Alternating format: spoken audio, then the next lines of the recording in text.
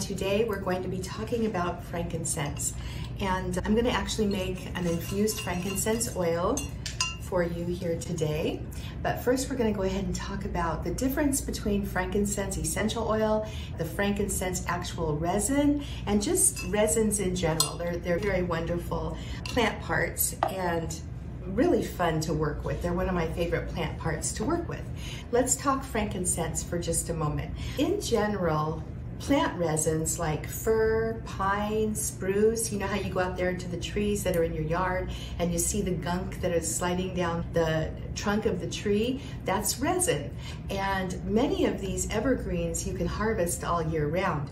And they're actually very similar to frankincense resin, which we've got, these are called tears here. So this is the hardened resin of frankincense. But with pine and fir and spruce and evergreen and those plants that we have readily available to us here in America, if you're here in America, or in other places you might have alimi or other like copaiba balsam might be growing where you live, but all of us have different kinds of trees that have resins, and resins are wonderful to work with. They have many aromatic compounds inside of them, and the volatile oils can be steam distilled out, and that's your essential oil. But when you work with the whole resin itself, it's like working with the whole herb when we make an herbal tincture or an infused oil. And the whole plant actually, depending on which solvent you use, can yield some different kinds of compounds. And it's not that one is better than another. It's just that all of these different ways to extract the compounds of the plants are going to give you a different kind of a product, and then you can decide how you want to use it. So a lot of how you want to use the medicinal herb is going to inform what solvent you use. So we're going to talk about infused frankincense oil for this video, because I love this.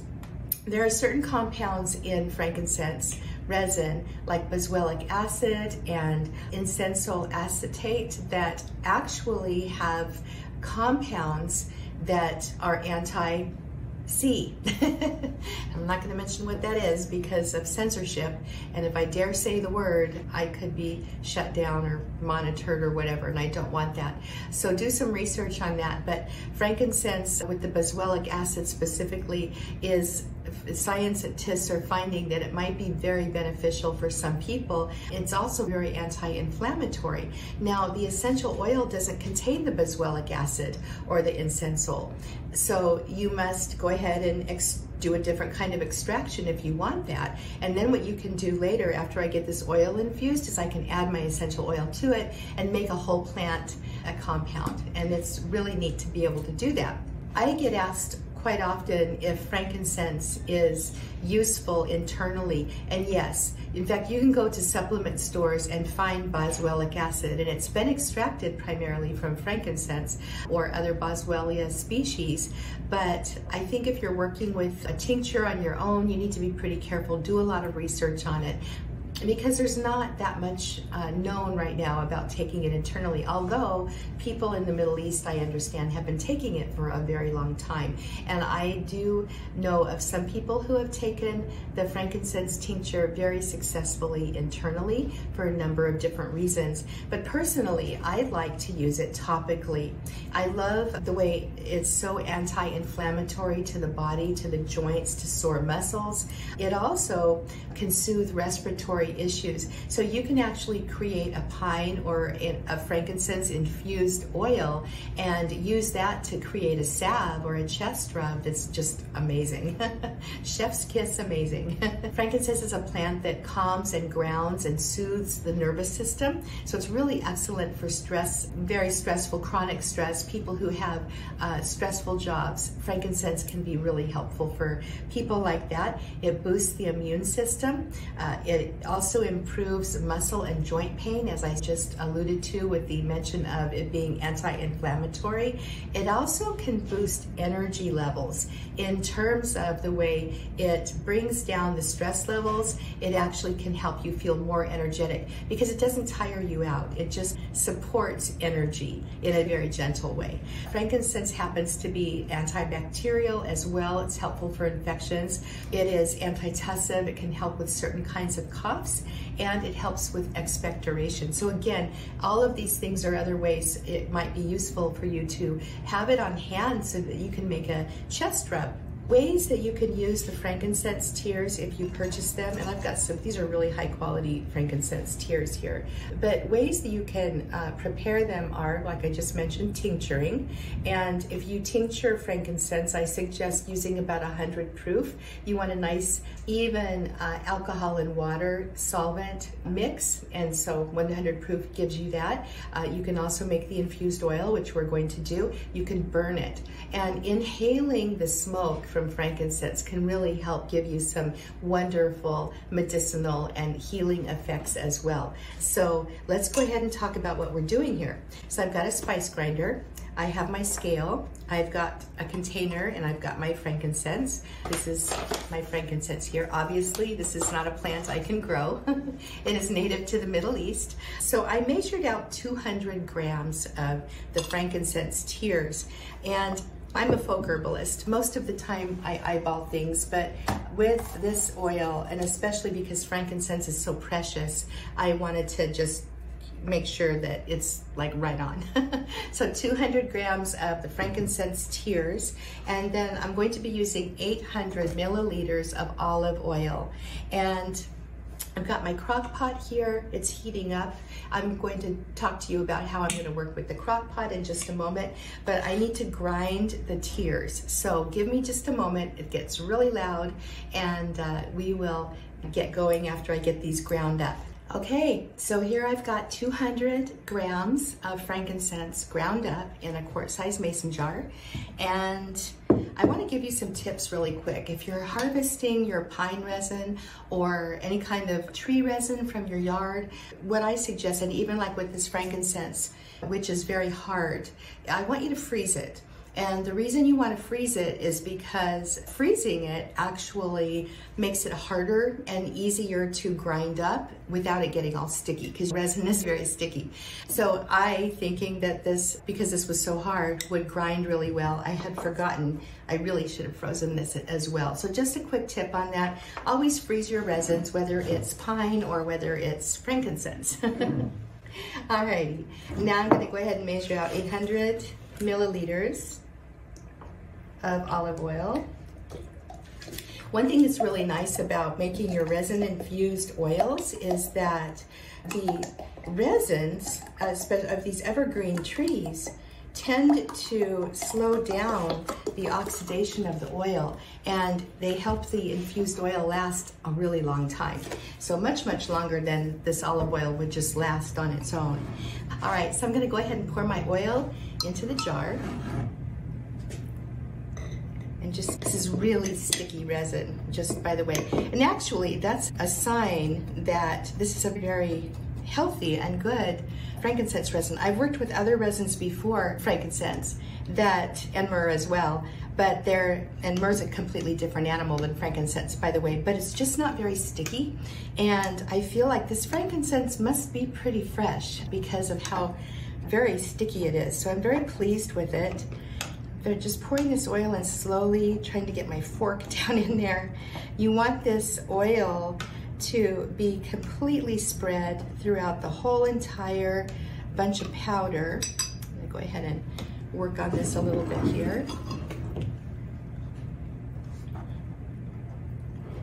And I just want to mention something too. I was thinking about this. If I were selling this product, I would be charging a lot for it. And that's because frankincense in and of itself is very expensive. It's quite pricey. For the resin and the essential oil, it's just very expensive. And that's because of the sustainability of the plant. The boswellia trees are becoming endangered in some areas. And I wrote an article about probably 5 years ago about this, that scientists in certain parts of the world were predicting that frankincense may not be available to us in about 50 years, the way we're using it. And it's one of those sad things about medicinal herbs and plant medicine and herbalism, where the general public and the population starts learning about how wonderful the plant medicine is for us, and then people take advantage of it, and big pharma especially will go take advantage of these wild plants. Now, frankincense, as I understand, is now being cultivated in certain areas of the world, so that's really good. Now, you might be wondering about straining this out and how difficult that might be. And it is. This is going to be a very thick oil infusion. I may not even have enough room to get all of my oil in here, and if I don't, that's okay, because there's just going to be a very small amount left out. And I might be able to actually pour it in a little bit later. The frankincense tears, in general, much of it will dissolve into the oil, which is really nice. You're actually getting that resin that's solubilized into the oil, and it's really beautiful. Stirred up really well. Now, I'm going to go ahead and put this in my crock pot. Another way you could do this, if you wanted to, would be to use a double boiler system. And in fact, if I wanted to, I could actually just use this and pour my frankincense in here, do the same thing I'm doing with this mason jar, and then just hook the handle over a stock pot or a saucepan like I have right here on my hot plate. But I've got to make some things for a man who's coming in on Friday. I actually need my hot plate for that. But that's another thing that you could do. The caveat with that is that you want to make sure that no water can splash into your oil as it's infusing. How long do you keep this going? It depends. I've heard different things. I personally love to keep my infused oils going in the crock pot for a couple of days, sometimes 3 days. And that gives me a really nice, strong oil infusion. With this frankincense, what I'm going to be using as my determiner is how well these little powders have dissolved into the oil. And so I want a nice at least a semi-clear oil when I get this done, because otherwise what you're going to have in your frankincense infused oil is a grainy feeling, and so you don't necessarily want that. All right, so I'm going to take the lid off of the crock pot. It's been heating up on high. I'm going to leave it on high until it gets to that little simmer that crock pots get to. And I have a cloth down in the bottom. I'm actually going to put a little bit more water in that, and I'm going to put this lid, I'm just going to rest it right on top of the jar like this, because again, I want to be absolutely 100% sure that no water gets into my frankincense jar. All right, so now I'm just going to let that sit, and we're going to check on this periodically, and then we'll be straining it off probably tomorrow or the day after tomorrow, or maybe the day after that, whenever I can get around to it. All right, so that's frankincense infused oil. It's a lot of fun to make. I have to tell you, it smells so gorgeous. Like my hands. I can't stop smelling my hands. Anyway, I will see you in another day or so. YouTube friends, I am back for the next part of this beautiful frankincense oil experience. And before I get started, I just wanted to remind you to go ahead and pick up your free guide to how to relax using herbs and oils. This is 22 pages of really excellent information on herbs and essential oils that help you to relax, along with some recipes and remedies so you can start playing around with them today. I will leave a link up here in the area and you can also find it in the description below. I will also leave it in the first comment in this thread. All right, let's get on to finishing up our frankincense chat. Now with our frankincense infused oil, it actually sat in the crock pot for about a week on between the lowest setting and just like low, and then I took it out, and I just haven't had time to get to it. We've had a couple of homestead 911s going on in our life, and so it's been sitting on my countertop here for almost another week. So it's had a good infusion time. Now I want to just show you this because I'm making a command herbal decision here that you can do if you want or not. So one option is, and I have not stirred this yet, was getting ready to start stirring it, and I thought, wait a minute, I think I'm going to change my mind about something. But what I could do is actually get some cheesecloth and then strain it through the cheesecloth and get the liquid out, and that's going to leave this resinous residue down here, which you can tell it's less than what it was. And I could do that if I were to stir this up. I would stir this up first, then go ahead and strain it through the cheesecloth. But I think what I'm going to do, because I feel like the scent of this is gorgeous, just like it is. I feel like it's very strong. And this frankincense resin was extremely high quality. So what I am opting to do here instead is just pour off the top of this. So I'm going to pour off the top of this frankincense oil. Notice I'm going rather slowly just to make sure that there's no residue, because resin can be a little crunchy and not super comfortable if you're going to make a salve. Okay, so now I'm starting to get some of the residue from this. So I'm going to switch it over here, get it to the other side, and there it comes again. And I'm just going to hold off on this, all right? So I've got this frankincense infused oil. It's gorgeous. This is really just beautiful. So I am going to be using this to make some herbal skincare and really take advantage of that boswellic acid that comes from the resin into this infused oil. And again, I think I spoke about this in the beginning of this video. It's been 2 weeks since I did the first part of this, so I'm trying to remember. But a lot of people think you can use the frankincense essential oil the same way. And the fact is that frankincense essential oil does have anti-inflammatory capabilities, but it doesn't have the boswellic acid. And that's what's been heavily studied and researched for the anti-inflammation. All right, so now what I'm going to do, and I just want to say I rarely do this, but I think because this is such a high quality frankincense resin, I'm going to go ahead and just top this off with some more olive oil, and then I'm going to repeat the process with this. I'm going to put it on a little heat for a few days, and then I'm going to just let it sit. This I'm going to let sit for a little bit longer than this one, probably a good month, and then I'll have some more frankincense infused oil.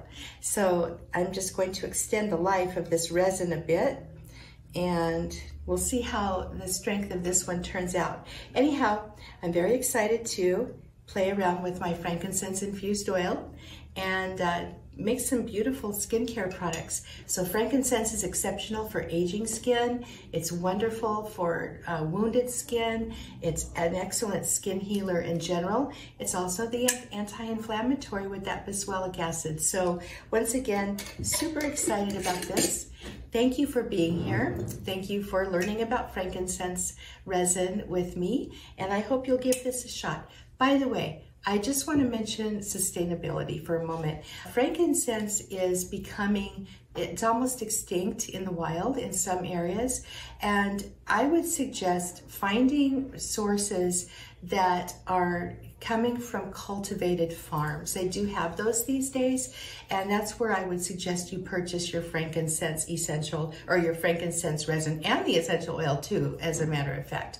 It's a very slow growing tree, and in some places that the trees get cut in order to get the resin out of it, and some people are just cutting too much into the trunk and they're killing the trees. So just wanted to mention that a little bit. Sustainability is very important to me, and I just feel like with frankincense, we don't want it to go extinct. So be responsible in your purchase choices and enjoy this wonderful essential oil.